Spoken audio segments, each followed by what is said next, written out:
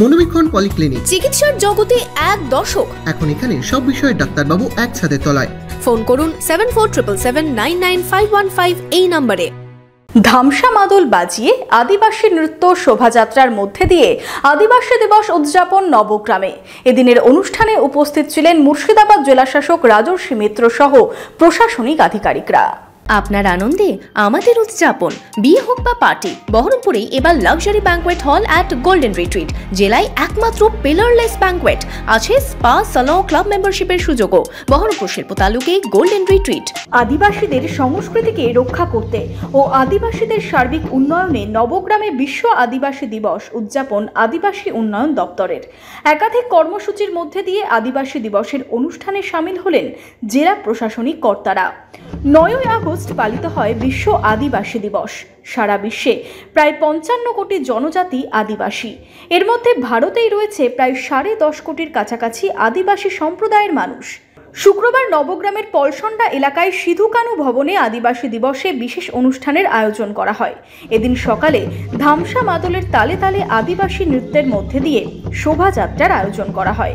এছাড়াও দিনভর চলে নানান অনুষ্ঠান। যারা আমাদের আদিম স্রষ্টা, এই পৃথিবীর যারা আদিম স্রষ্টা, যারা মানুষের, আজকে সেই মানুষগুলো আজও পিছিয়ে আছে। আজকে এদের আন্তর্জাতিক স্বীকৃতি আজকে আদিবাসীরা পেয়েছে এবং সেই স্বীকৃতি হিসাবে আজকে বিশ্ব আদিবাসী দিবস আজকে উদযাপিত হচ্ছে আজকের দিনে। এদিন এই অনুষ্ঠানে মূলত আদিবাসীদের মধ্যে ধামসা মাদল বিতরণ করা হয়। এছাড়াও আদিবাসীদের মোড়ল বিশিষ্টজন থেকে ক্রীড়াবিদদের বিশেষ করে সংবর্ধনার ব্যবস্থা করা হয়।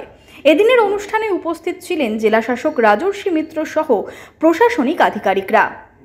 আজকে মূলত হচ্ছে গিয়ে বিশ্ব আদিবাসী দিবস 9ই আগস্ট, এটা আন্তর্জাতিক আদিবাসী দিবসও পালন করা হচ্ছে এবং জেলা থেকে যে প্রোগ্রামটা হচ্ছে সেটা হচ্ছে আমাদের গ্রামের সমাজের মধ্যে যে মোড়লগুলো আছে তাদেরকে সম্বর্ধনা দেওয়া এবং হচ্ছে গিয়ে আমাদের মধ্যে থেকে যারা হয়তো কোনো খেলাধুলায় কিংবা হয়তো কোনো তীরন্দাজি কিংবা হয়তো কোনো সমাজমূলক কিংবা হয়তো লিখিত আকারে যারা আজকে ভালো জায়গায় একটা পারফরমেন্স করেছেন তাদেরকে আমরা সম্বর্ধনা দেব। এছাড়াও এদিন আদিবাসীদের সার্বিক উন্নয়ন নিয়েও আলোচনা সভার আয়োজন করা হয়।